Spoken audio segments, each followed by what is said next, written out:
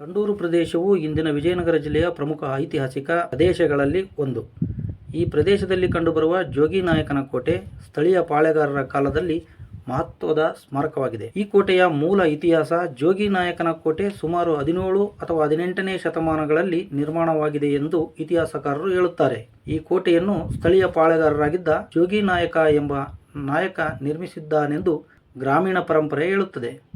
ಆ ಕಾಲದಲ್ಲಿ ಈ ಭಾಗವು ಸಂಡೂರು ಸಂಸ್ಥಾನದ ಪ್ರಭಾವದಲ್ಲಿತ್ತು. ಸುತ್ತಮುತ್ತಲಿನ ಬೆಟ್ಟಗಳು ಮತ್ತು ಕಲ್ಲುಗಳ ನಡುವೆ ಇರುವುದರಿಂದ ಈ ಕೋಟೆ ರಕ್ಷಣಾತ್ಮಕ ಕೋಟೆಯಾಗಿ ಬಳಸಲಾಗುತ್ತಿತ್ತು ಎಂಬ ಪ್ರತೀತಿ ಇದೆ. ಈ ಕೋಟೆಯ ವಿಶಿಷ್ಟತೆ ಏನೆಂದರೆ, ಕೋಟೆ ಬೆಟ್ಟದ ಮೇಲಿರುವ ದೃಢವಾದ ಕಲ್ಲಿನ ಗೋಡೆಗಳಿಂದ ನಿರ್ಮಾಣವಾಗಿದ್ದು, ಸುತ್ತಲೂ ಕಾಡು ಮತ್ತು ಬೆಟ್ಟಗಳು ಇರುವುದರಿಂದ ಶತ್ರುಗಳು ಸುಲಭವಾಗಿ ಒಳನುಗ್ಗಲು ಸಾಧ್ಯವಾಗುತ್ತಿರಲಿಲ್ಲ. ಕೋಟೆಯ ಒಳಭಾಗದಲ್ಲಿ ಕಾವಲು ಕಟ್ಟೆಗಳು, ನೀರಿನ ಕೊಳಗಳು ಮತ್ತು ವಾಸಸ್ಥಳಗಳ ಅವಶೇಷಗಳು ಇವೆ ಎಂದು ಸ್ಥಳೀಯರು ಹೇಳುತ್ತಾರೆ. ಈ ಕೋಟೆ ಪಾಳೆಗಾರರ ಆಡಳಿತ ಕಾಲದಲ್ಲಿ ಸೈನಿಕ ತಾಣ ಮತ್ತು ರಕ್ಷಣಾ ಕೇಂದ್ರವಾಗಿತ್ತು ಎಂಬ ಪ್ರತೀತಿ ಇದೆ. ಸಂಡೂರಿನ ಪ್ರದೇಶದಲ್ಲಿ ವ್ಯಾಪಾರ ಮಾರ್ಗಗಳನ್ನು ಕಾಪಾಡಲು ಇದನ್ನು ಬಳಸಲಾಗುತ್ತಿತ್ತು. ಕೆಲವರು ಇದನ್ನು ವಿಜಯನಗರ ಸಾಮ್ರಾಜ್ಯ ಕಾಲದಲ್ಲಿ ಸ್ಥಳೀಯರ ಆಡಳಿತ ಭಾಗವೆಂದು ಹೇಳುತ್ತಾರೆ. ಆದರೀಗ ಇಂದಿನ ಜೋಗಿನಾಯಕನ ಕೋಟೆ ಬಹುಪಾಲು ಅವಶೇಷಗಳ ರೂಪದಲ್ಲಿ ಮಾತ್ರ ಉಳಿದಿದೆ ಎಂಬುದು ವಿಪರ್ಯಾಸ. ಬೆಟ್ಟದ ಮೇಲೆ ಇರುವ ಈ ಸ್ಥಳದಿಂದ ಸಂಡೂರು ಪ್ರದೇಶದ ಸುಂದರ ದೃಶ್ಯ ಕಾಣುತ್ತದೆ. ಸ್ಥಳೀಯರ ಇತಿಹಾಸ ಮತ್ತು ಜಾನಪದ ಕಥೆಗಳು ಈ ಕೋಟೆಯನ್ನ ಇನ್ನೂ ಪ್ರಮುಖ ಸ್ಥಾನದಲ್ಲಿ ಹೊಂದಿದೆ ಎಂಬ ಪ್ರತೀತಿ ಇದೆ.